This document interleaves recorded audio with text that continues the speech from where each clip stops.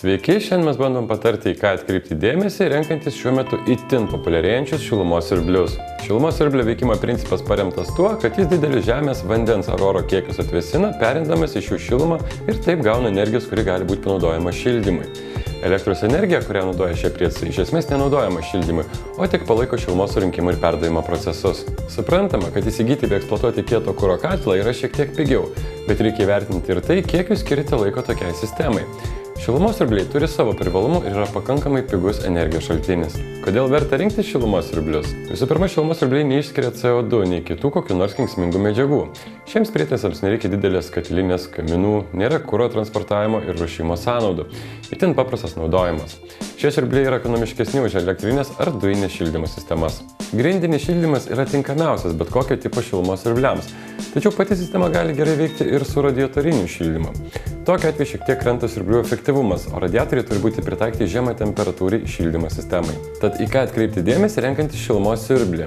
Kaip minėjome, šilumos siurbliai energiją gali gauti iš oro, vandens arba žemės ir ją perduoti į orą arba vandenį. Sistemos perdančios šilumą į orą neturi galimybės ruošti karšto vandens ar šildyti grindis. Todėl ji negali būti naudojama kaip vienintelis šildymo šaltinis gyvenamiesiems namams. Būtinai atkreipkite dėmesį į šilumos siurblio naudingumo koeficientą. Jis parodo prietaiso ekonomiškumą. Paprastai nurodoma, kiek šilumos sukūrimas naudojas 1 kW elektros energijos prie tam tikros lauko temperatūros. Šis santykis turėtų būti bent 1 prie 4. Rinkdamiesi šilumos siurblį pasidomėkite šiuo koeficientu esant skirtingoms temperatūroms. Geoterminių šilumos siurblių šis rodiklis yra gana pastovus, o oras ar oras vanduo šilumos siurblių parametrai labai priklauso nuo aplinkos temperatūros ir skirtingų gamintojų bei jų modelių. Taip pat būtinai vertinkite ir pastato šilumos poreikį, siurblio galingumą, garantiją ir gamintojo patikimumą. Labai svarbus ir kokybiškas sistemos įrengimo darbas, nepatikėkite jo bet kam. Šilumos siurbliai gaunantis energiją iš oro nereikalauja jokių investicijų į žemės darbus. Pagrindinis oras vanduo ir oras oro šilumos siurblio pranašumas, jei lygintume su kitais šilumos siurbliais, yra jų kaina. Tačiau jie nusileidžia naudingo veikimo koeficientu, dėl kurio šildymo sąsajos gali būti didesnės. Be to jie yra mažiau patikimi, nes juose yra daugiau judančių detalių.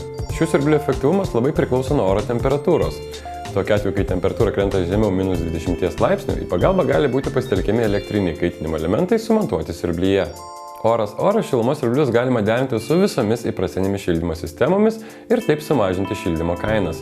Jų priežiūra paprasta – vidinio bloko filtrų valymas ir keitimas, išorinio bloko paėmimo angos išvalymas, freono lygio matavimas. Tai galite padaryti ir patys vadovaudamiesi instrukcijomis.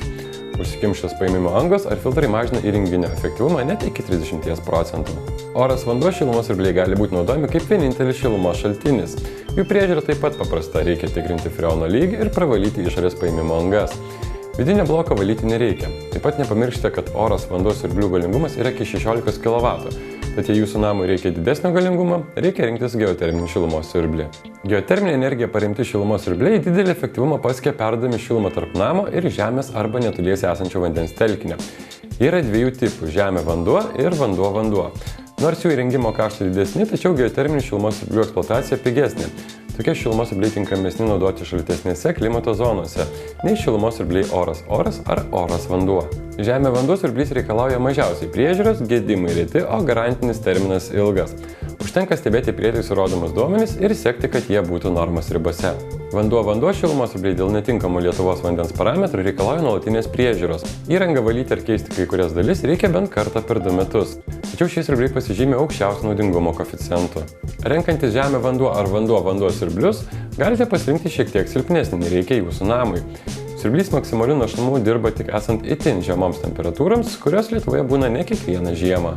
Didžiausias šilumos siurblių minusas – visi jie be išimties yra besąlygiškai priklausomi nuo elektros energijos ir jai nutrūkus netenkama šildymo.